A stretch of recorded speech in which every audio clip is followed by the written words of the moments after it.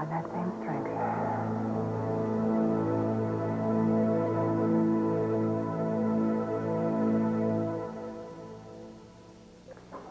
What lies ahead for you, pal, it's not going to be pleasurable. I mean, I wish that I could make it easier for you in any way I can. Obviously, I can't represent you anymore, which is why I've handed over your case to another attorney who will handle your court hearing tomorrow. Yeah, I got a message from... Steve Harrigan.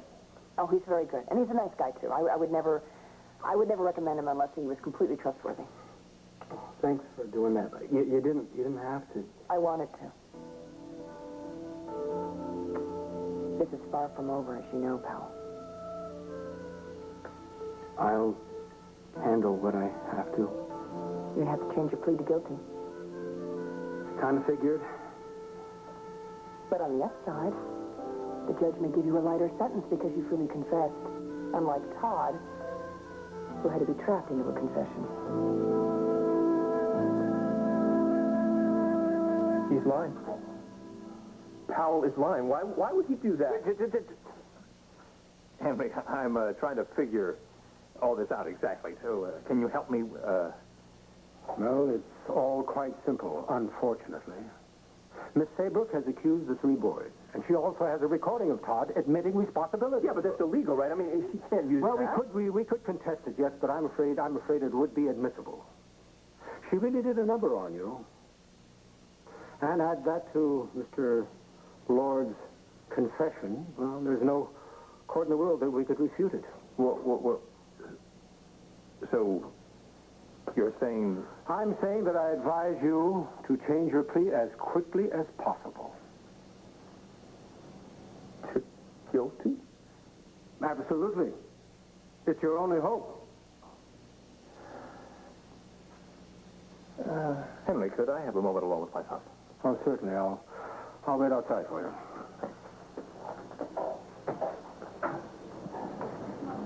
This is all his fault. Powell. I swear to God, if we go down because of him... Shut up. Dad, listen, I said... Shut up. You've done enough damage to last me a lifetime, young man. But it stops. Right here. Right now. It's over. You are going to prison. So take it like a man. Is that clear? I'm going to go outside and talk to Henry, to Mr. Winston, about our hearing tomorrow, because that's our first priority. I'll be back.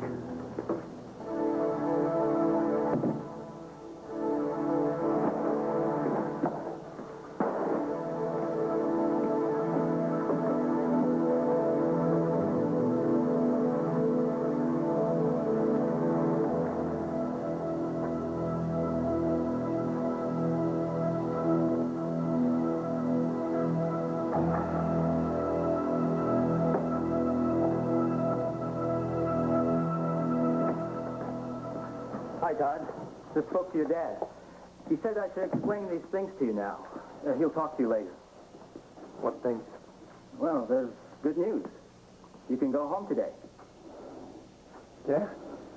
Oh, great, man. I'd be really happy to get the hell out of this skunk, you know what I mean? Yes, I'm sure. But before you go, I'd like to talk to you about the effects of your injury. What, you mean my Frankenstein scar? Well, that, among other things. To talk about it, I got plastic surgery, right? To tell the truth, what I really want to do is take this bandage off, man, because I ain't hearing so good right now. Yes, well, that's what we need to discuss. Now, Todd, you sustained some significant injuries, and the results of those injuries are going to cause you ongoing problems. Some very serious problems. The blow caused extensive nerve damage, and it's that damage which in turn caused the deafness in your right ear. Yeah, but that's just temporary, right? We hope so at first. But the last series of tests indicated the nerve damage is most likely permanent. In other words, the nerves are apparently dead. So without the proper connective... Well,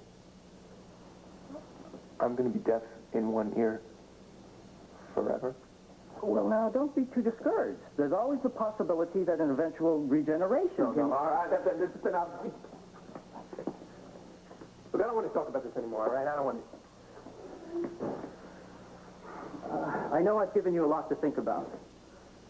We can discuss the reconstructive surgery another time. But you survived a serious blow to the head, Todd. You're very lucky.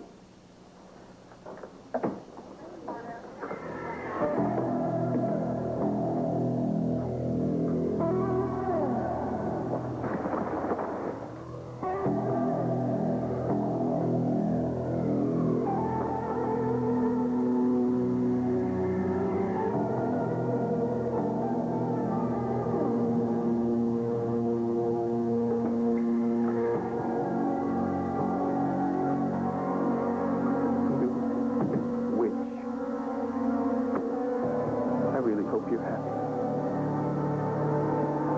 You did this to me.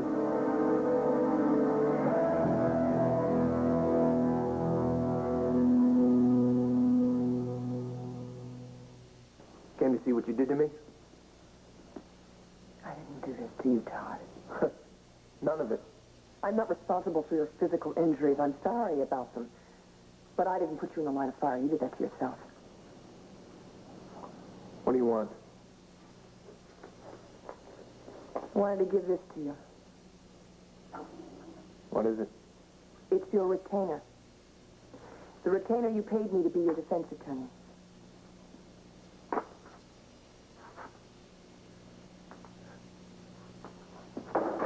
You've done your job. None of this would have happened.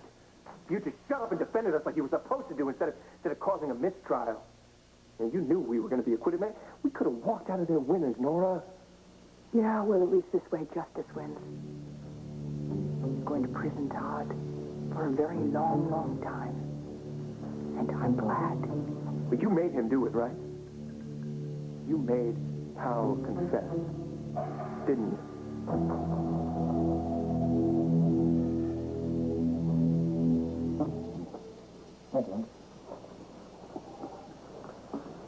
So, what can I do for you, fellas? Well, after some serious soul-searching with my client, Mr. Rosen, we've decided that we'd like to turn state's evidence. Really? Zach would like to change his plea to guilty to the rape of Marty Saybrook. And he's willing to testify under oath that the other two defendants, Manning and Lord, both participated in that same rape. Now, Hank, I am sure that his testimony will prove invaluable to the prosecution. And will also be duly considered when time comes to pass sentence. You sure of an awful lot. Only you've missed the latest newsflash. What? Your buddy beat you to the punch. Powell Lord made a full written confession as to the events that took place in Kelly Buchanan's room that night of the spring fling. He's got a date tomorrow with the judge to change his plea and to receive sentencing. You want to join him?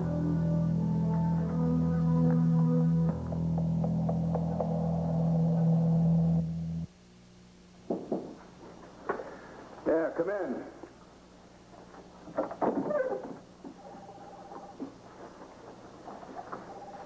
Well, I've read the confession, and I've conferred with my client.